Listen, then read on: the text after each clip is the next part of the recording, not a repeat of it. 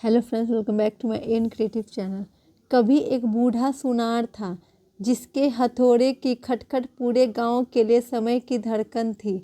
लेकिन उस खटखट के पीछे छुपे थे अनकहे दुख, एक टूटा परिवार और एक पालतू मैना जिसकी उड़ान ने उसकी ज़िंदगी ही बदल दी। जानिए रामदास से आत्माराम बनने की ये भावुक कहानी।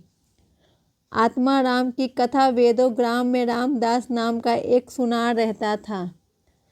वह अपनी छोटी सी दुकान में सुबह से देर रात तक हथौड़े की खटखट के साथ सोने चांदी को आकार देता। उसकी हथौड़ी की आवाज़ गांव के लिए ऐसी थी मानो समय का संगीत हो। अगर किसी दिन ये आवाज़ ना सुनाई दे तो गांव वाले समझते कि कुछ गड़बड़ है। रामदास हर सुबह अपने पालतू मैना के पिंजरे को लेकर तालाब की ओर जाता। वह मैना को कंधे पर बिठाकर भजन गाता और उसकी कड़क आवाज़ में राम तारक मंत्र जप, हरि के चरणों में मन लप सुनकर गांव वाले जान पड़ते कि भोर हो गई। रामदास का पारिवारिक जीवन सुखमय नहीं था। उसके 2 बेटे और 3 बेटियां थीं और पोते पोतियों की भीड़ थी, लेकिन कोई उसका बोझ हल्का करने वाला नहीं था। बेटे कहते, जब तक बाबा काम कर रहे हैं हम क्यों न मौज ले, यह दुकान तो चलती ही रहेगी। कई बार रामदास को भूखा ही सोना पड़ता। घर में खाने के समय इतना शोर मचता कि वह हक्का बक्का रह जाता और चुपके से अपनी कोठरी में जाकर चुपचाप लेट जाता। उसका पैसा भी इतना ही कठिन था। वह अपने काम में निपुण था। उसके गहने देखकर लोग चकित रह जाते, लेकिन ग्राहक हमेशा शिकायत करते। कोई कीमत ज़्यादा बताता, कोई खोट निकालता। रामदास सब चुपचाप सुनता और फिर अपनी मैना की ओर देखकर बोल उठता, राम तारक मंत्र जप, हरि के चरणों में मन लप। यह मंत्र उसके लिए शांति का स्रोत था। एक दिन गलती से उसका छोटा पोता पिंजरे का दरवाज़ा खोल बैठा। मैना उड़ गई। रामदास ने जब पिंजरा खाली देखा तो उसका दिल बैठ गया। वह घबराकर दुकान से बाहर निकला और गलियों में मैना को ढूंढने लगा। गांव वालों उसकी बेचैनी देखकर हैरानी हुई। रामदास के लिए वह मैना सिर्फ एक पक्षी नहीं थी, वह उसकी आत्मा का साथी थी। बेटों से उसे मोह नहीं था क्योंकि वे आलसी थे और उसकी मेहनत की कद्र नहीं करते थे। पड़ोसियों से भी वो चिढ़ता क्योंकि वे उधर मांगते और समय पर नहीं लौटाते। लेकिन मैना, वह उसका सच्चा साथी थी जो बिना शिकायत उसके भजनों में सुर मिलाती। मैना एक नीम के पेड़ पर जा बैठी। रामदास ने पिंजरा उठाया और उसे ललचाने लगा, आजा मेरी मैना, राम तारक मंत्र जप। लेकिन गांव के बच्चे शोर मचाने लगे, कुत्ते भौंकने लगे और कौवे काँव काँव करने लगे। मैना डरकर उड़ गई और दूर एक आम के पेड़ पर जा बैठी। रामदास पिंजरा लिए उसके पीछे भागा। गांव वाले अब उसका मजाक उड़ाने लगे। कोई चिल्लाया, अरे बूढ़ा पागल हो गया। कोई पत्थर फेंकने लगा। लेकिन रामदास की आंखों में सिर्फ उसकी मैना थी। दोपहर ढल गई।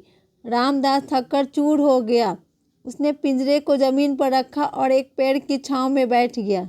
उसकी सांसें तेज थी और पैर कांप रहे थे। तभी उसने देखा कि मैना पिंजरे के पास आकर बैठ गई। रामदास ने धीरे से पिंजरा उठाया और उसे ललचाया। मैना पिंजरे के दरवाजे तक आई, लेकिन जैसे ही रामदास ने उसे पकड़ने की कोशिश की, वह फिर उड़ गई। यह सिलसिला शाम तक चलता रहा। रात का रहस्य रात गहरा गई। अंधेरा चारों ओर फैल गया। मैना अब पेड़ की पत्तियों में कहीं छिप गई थी। रामदास जानता था कि रात में वो उड़ेगी नहीं, लेकिन वो पेड़ के नीचे से हटने को तैयार नहीं था। उसने दिन भर कुछ नहीं खाया, पानी की एक बूंद भी गले से नीचे नहीं उतरी। फिर भी उसे ना भूख थी ना प्यास। मैना के बिना उसका जीवन सूना लग रहा था। वह दिन रात मेहनत करता था क्योंकि यह उसकी आदत थी, लेकिन मैना ही उसे जिंदा होने का एहसास दिलाती थी। अचानक आंधी रात को उसे कुछ आहट सुनाई दी। उसने देखा पास के पेड़ के नीचे एक मध्यम दीपक जल रहा था। कुछ लोग फुसफुसा रहे थे। उनकी बातों से रामदास को शक हुआ कि वे चोर है। वह चिल्लाया, रामक मंत्र जप, हरि के चरणों में मन लप। उसकी आवाज़ सुनते ही चोर भाग खड़े हुए। रामदास ने दीपक के पास जाकर देखा तो वहाँ एक मटका पड़ा था। उसने मटके में हाथ डाला तो उसमें सोने की रत्न थी। उसका दिल जोर जोर से धड़कने लगा। उसने मटका उठाया, दीपक बुझाया और पेड़ की ओट में छिप गया। रात भर वह उसी पेड़ के नीचे बैठा रहा। उसका मन अब नई कल्पनाओं में डूब गया। वह सोचने लगा, इस धन से मैं एक पक्का मकान, एक बड़ी दुकान खोलूँगा, बेटों के काम पर लगवाऊँगा, तीर्थ यात्रा करूँगा, मंदिर बनवाऊँगा। लेकिन साथ ही उसे डर भी सताने लगा कि कहीं चोर लौट न आए। उसने कुछ सोने के रत्न कमर में बांधी और बाकी को मटके में ही छिपा कर रखा। सुबह होने से पहले उसने मैना की आवाज़ सुनी, राम तारक मंत्र जप, हरि के चरणों में मन लप। वह चौंका। मैना पिंजरे के पास बैठी थी। रामदास ने धीरे से पिंजरा बंद किया और मैना को पकड़ लिया। उसकी आंखों में आंसू छलक आए। उसने कहा, मेरी मैना, तूने मुझे कितना दुख दिया, लेकिन मेरी ज़िंदगी को भी सार्थक कर दिया। नया जीवन। रामदास घर लौटा और मटके को अपनी कोठरी में छिपा दिया। अगले दिन वह गांव के पुरोहित के पास गया और बोला, महाराज, मैं सत्यनारायण की कथा रखना चाहता हूँ। पुरोहित को यकीन नहीं हुआ। रामदास जैसे गरीब सुनार के घर कथा, लेकिन रामदास ने सारी तैयारी करवा दी। गांव में हलचल मच गई। शाम को जब कथा शुरू हुई, रामदास खड़ा हुआ और बोला, भाइयों, मैंने ज़िंदगी भर मेहनत की, लेकिन कई बार दूसरों का हक भी मारा।